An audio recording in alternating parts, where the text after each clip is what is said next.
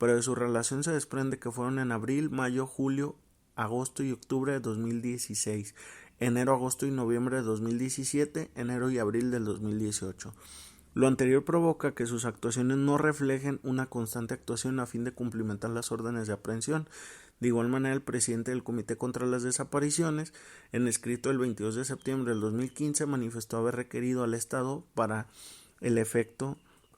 de que se investigara y sancionara a los perpetradores de la desaparición, de acuerdo con los artículos 3, 12 y 24 de la Convención, y que se permitiera la plena participación de los familiares y allegados de las personas desaparecidas en la investigación, otorgándoles información disponible sobre la evolución y los resultados de la investigación.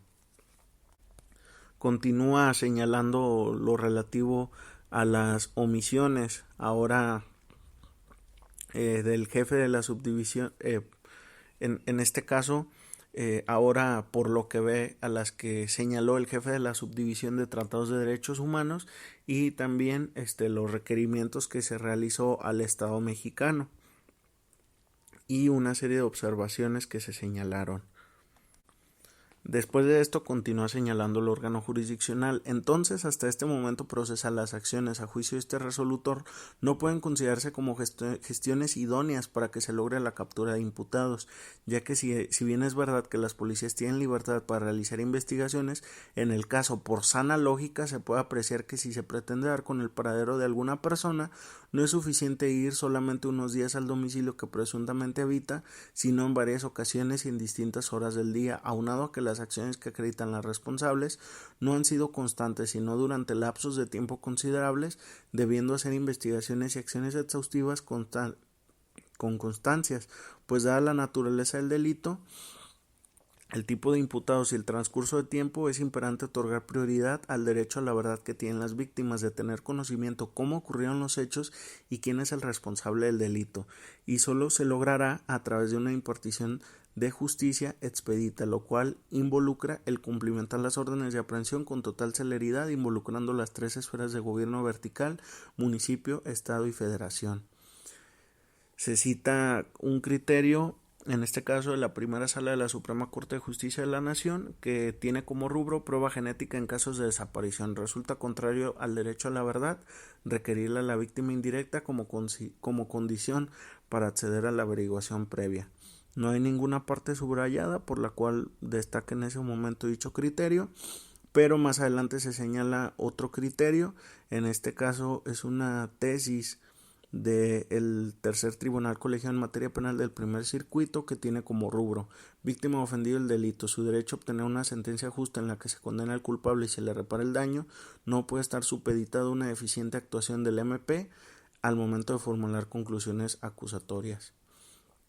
Y más adelante se señala y se cita textualmente los lineamientos o la propuesta que se tiene en el artículo 4 de la Ley Orgánica de la Fiscalía de Sinaloa, así como también se cita al artículo 6, el artículo 7, el artículo 8, 15 y 72 de esa serie de disposiciones, donde a grandes rasgos pues señala esos lineamientos que a consideración del órgano jurisdiccional se están incumpliendo por ese deficiente actuar. Continúa señalando: de igual manera, las responsables han desatendido el convenio de colaboración que celebra la Procuraduría General de la República, la Procuraduría General de Justicia Militar y las Procuradurías y Fiscalías Generales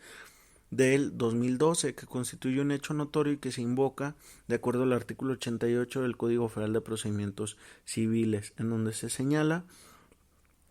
se cita el artículo o la proposición 12ª, que es inherente al tema de las órdenes de aprehensión. También cita el artículo 21 constitucional y se señala que es contravenido con las acciones ineficaces que se han implementado para ejecutar la orden de aprehensión liberada contra los inculpados. Se cita posteriormente el artículo 17 constitucional y se señala que la teleología de dicho numeral se tiene que la Constitución reconoce el derecho a que se administre justicia dentro de plazos y términos dispuestos por la ley, y que los tribunales estarán expeditos para impartirla en plazos y términos que fijen las leyes. Continúa señalando y cita lo que es el artículo 20, apartado C, y el derecho a que se le repare el daño a la víctima. y señala que al no ejecutarse la orden de aprehensión librada contra los probables responsables del delito, es evidente que la ofendida aquí quejosa no puede tener siquiera la posibilidad de ser resarcida en su derecho a la verdad y su menoscabo patrimonial. Por ende, es necesario que cuando menos se busque ejecutar la orden de captura que se libró contra los probables agresores del derecho del ofendido aquí quejoso, con acciones eficaces como acto previo para la continuación del proceso penal de origen y así se esté en posibilidad de dilucidar dicho tópico, pues no puede quedar al arbitrio de las autoridades obligadas a cumplir un mandato emitido por autoridad competente, razón por la que se concluye que el acto reclamado es contrario a los derechos fundamentales. Continúa señalando que partiendo de una interpretación de la Constitución y la Convención Internacional para la Protección de todas las personas contra las desapariciones forzadas, es parte del marco jurídico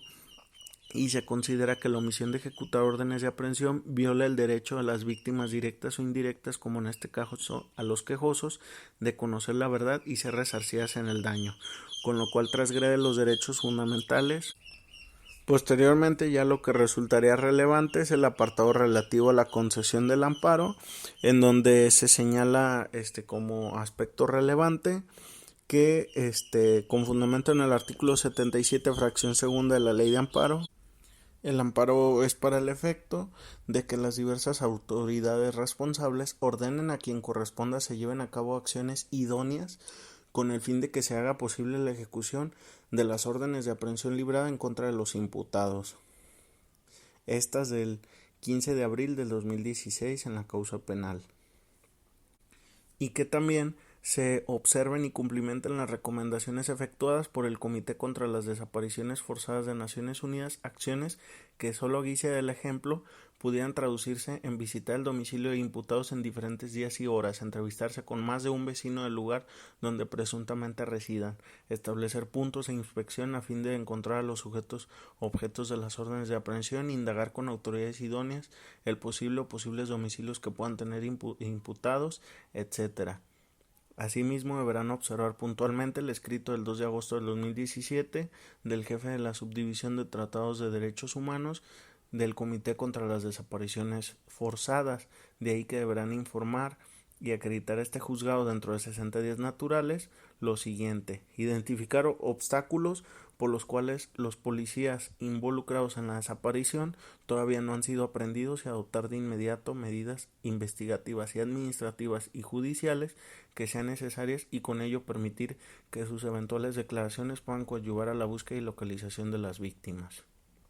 Tomar de inmediato todas las medidas que sean necesarias para llamar a declarar a los altos mandos de las policías que estaban al mando de los policías que detuvieron a las tres víctimas, proporcionar información sobre las medidas adoptadas para investigar las alegaciones según las cuales las autoridades locales de policía habrían encubierto a los imputados, así como elementos probatorios relevantes para la localización de las víctimas, y aclarar la vinculación de los propios imputados. Señala finalmente que las autoridades también deberán informar a este juzgado la procedencia e idoneidad de la aplicación de los artículos 8 y 72 de la Ley Orgánica de la Fiscalía en lo relativo a ofrecer recompensa para cumplimentar las órdenes de aprehensión, y de igual manera en su carácter de víctima se le debe de otorgar la posibilidad de acceder físicamente al expediente, sino que también obtener copias de las constancias de la investigación.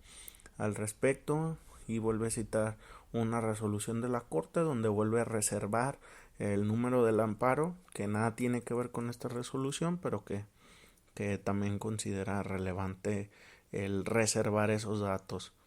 Y finalmente señala que en la inteligencia de que las acciones que se especificaron son solo de manera enunciativa pero no limitativa, pues no debe perderse de vista que la autoridad persecutora de delitos tiene potestad exclusiva en este tópico y el juez constitucional de ninguna manera puede exigirle que despliegue acciones concretas para el desempeño de labores, sin perjuicio de que se enumeren ejemplos de tales acciones.